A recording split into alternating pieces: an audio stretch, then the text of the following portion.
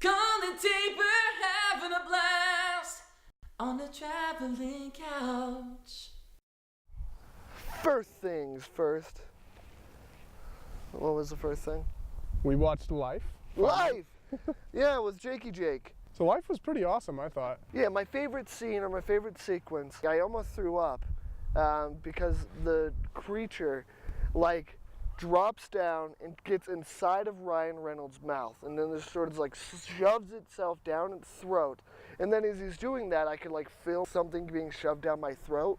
And then Cole hands me like a empty bag of popcorn. And then moves because he was the scene literally away. about to throw up. It was slow and super uncomfortable. So it was super like, it was terrifying. Yeah. It was done so well. And he's just sitting there like struggling with it slowly, trying to pull it out as it's like reaching further and further in. He's just, My only real problem with the movie was the design of the alien.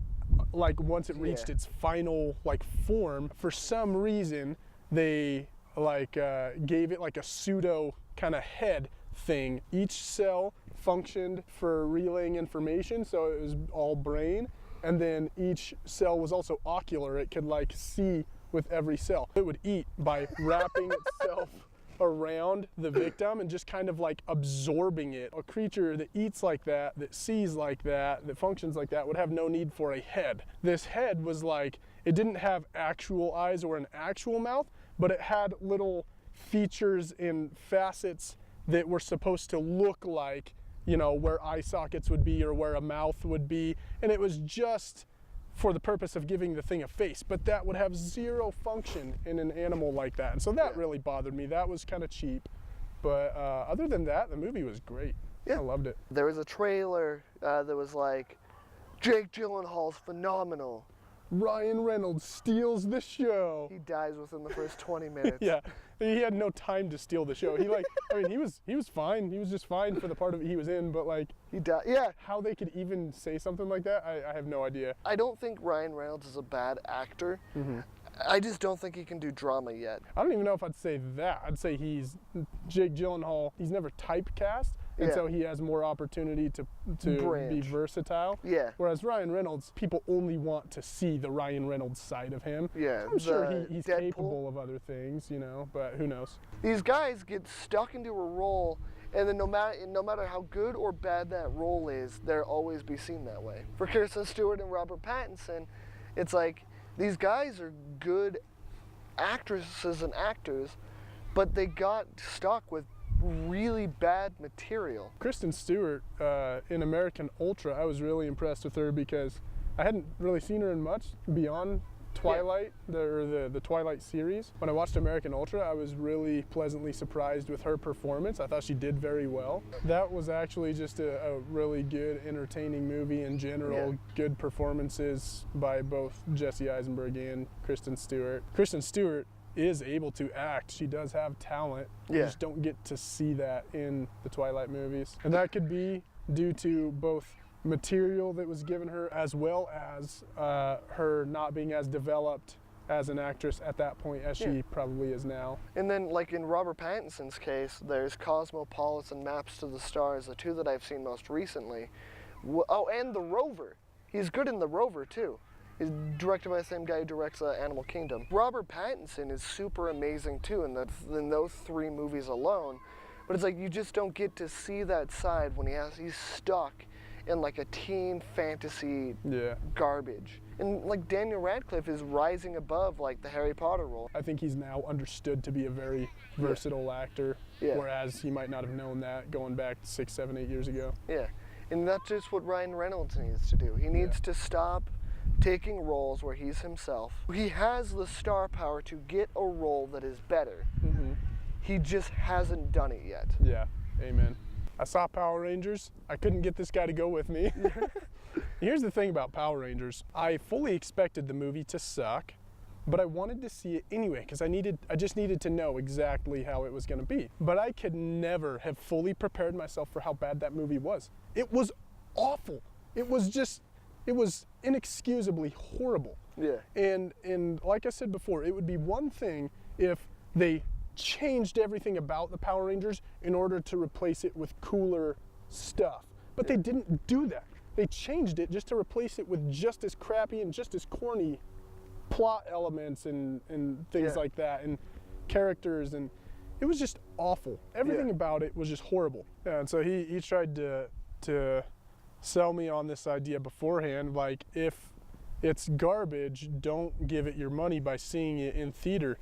And I just kind of dismissed it. I was just like, no, I mean, I'll see it on a Tuesday for $5 or whatever, but I need to see it. Yeah.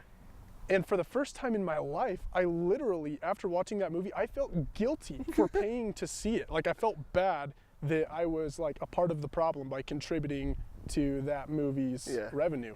It was awful. It was just the worst thing. I don't believe in ratings. I don't think I really would ever give something like, well, this was a 6 out of 10 or something. I'm okay with rating movies on a scale of 1 to 10. I'm okay with rating women on a scale of 1 to 10.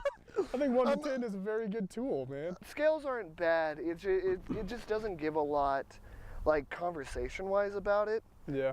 I think, like, whether or not you would watch a movie multiple times, I think that's enough. Whether or not you would watch it again, whether or not you would recommend it, whether or not you'd buy it on DVD, that's a pretty good scale for... Just knowing how much you like the movie. There's this one I just watched called Song to Song. It's more in the artsy-fartsy vibe.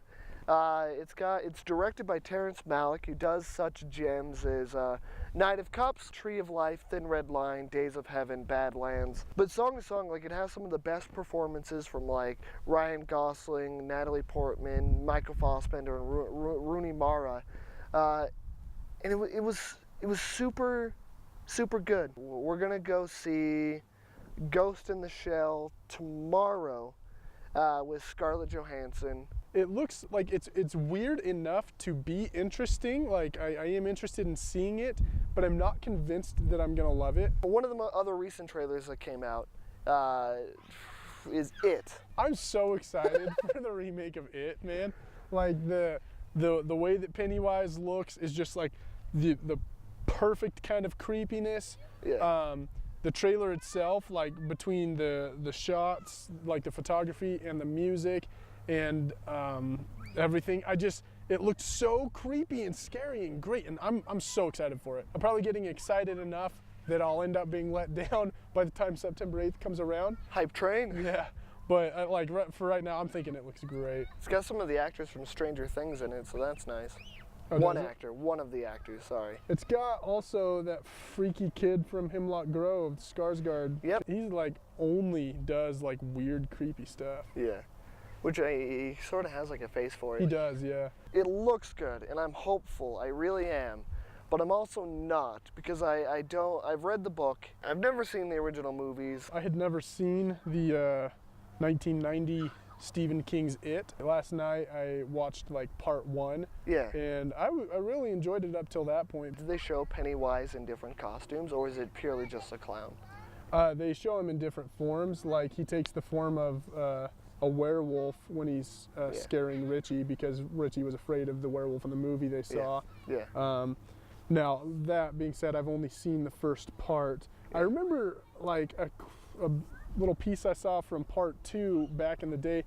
He's like, shows him as like a giant spider or something in one part. You find out Pennywise isn't Pennywise. It's like a projection of this creature that is spider-like, but not a spider. It's just the closest that our human brains can connect him to. Interesting. So it's like, he's spider-ish. I am just super excited for the prospect of a good scary movie. There are so few actually good scary movies. I could show you a good scary movie. I'm definitely open to suggestions, because I love scary movies. It's just most people make them like crap. Yeah, make them garbage. So, summary. The old It, cool. It made an impact. The new It, I'm excited for. You have some reservations about, which are extremely valid, considering you've read the literature.